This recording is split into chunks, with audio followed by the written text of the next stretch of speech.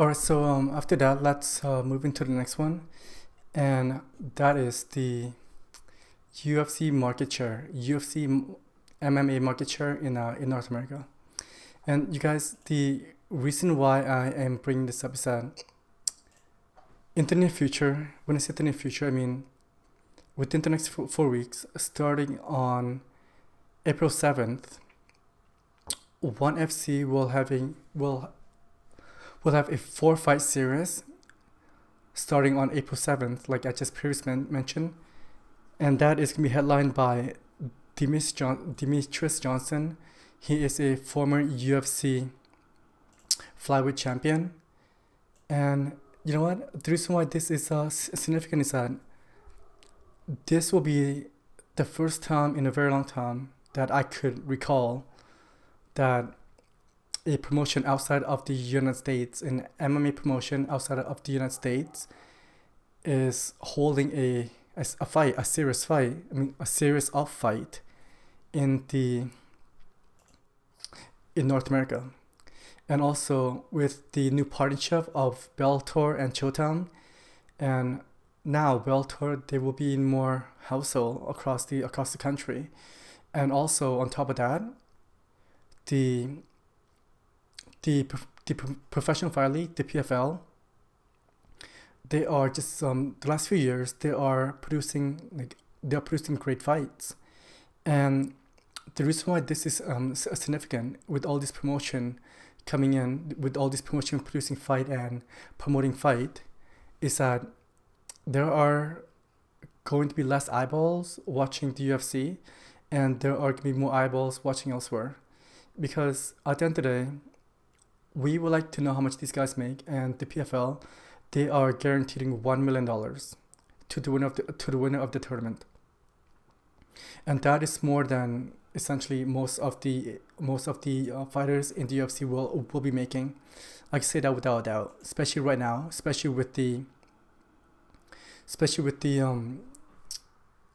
sponsorship. That's what's going with it, especially with the sponsorship, and I don't know how much Venom is gonna pay them, but essentially it's not gonna be as much as they can make by themselves elsewhere.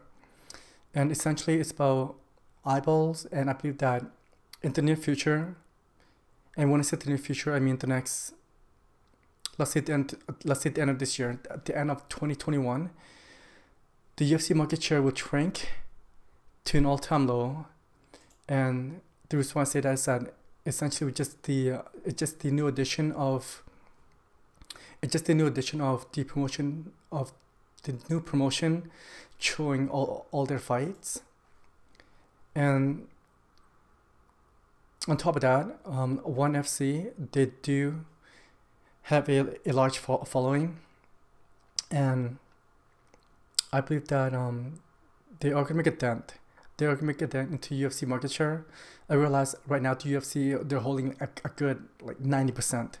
90% of the mixed martial art content and mixed martial art products that's being shown. And guys, you know what? I like option, and to me, this is the reality of the situation right now. It is for me. I believe that the UFC product is getting kind of stale. It's just the fact that the reason why I'm saying that is that there's nothing new. Essentially, there's nothing new. And the two big things that they've done the last few years, number one is the trade between Ben Askren and Demetrius Mighty Johnson, and number two, I'm speaking just from the fighter that they have traded, and number two is that the signing of Ben Askren, the signing of Michael Chandler, and this is what I mean by that. With the trade, let's start with the trade with DJ for Ben Askren. It shows that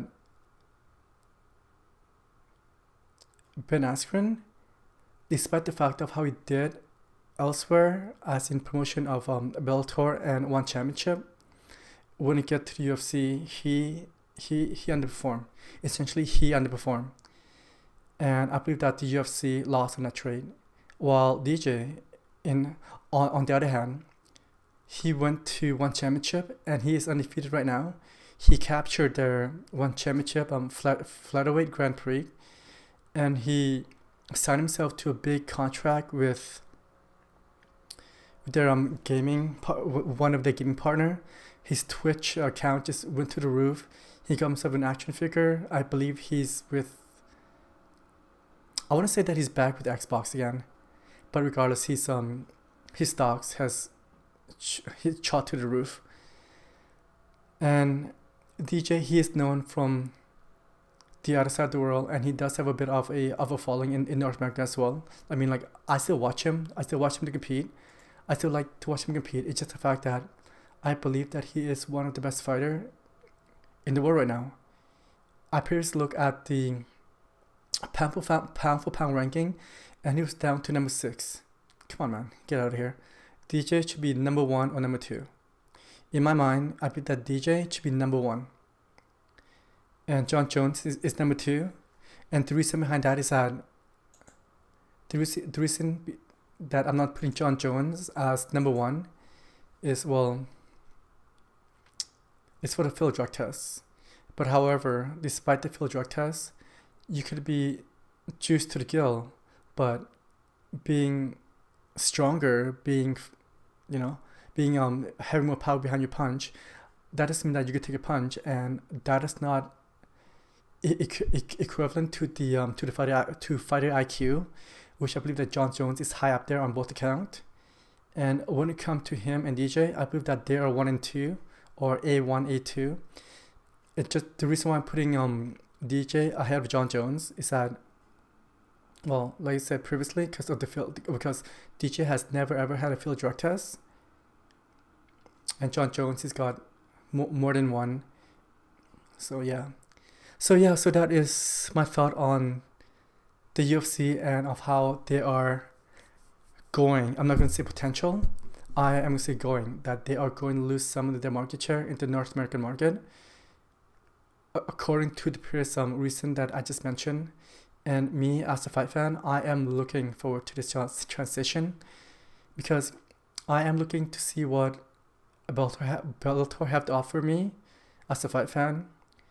What PFL has to offer me. I realized that they are doing the tournament. They're doing the tournament format, and also, most of all, I would like to see one championship. I watch essentially most of their New Year fight cards, and you guys, I love the presentation. I love how they do things. I like the walkout. I like the pyro. I just like the presentation overall, and I'd like to see how they would carry that over to the North American audience. So I am looking forward to that.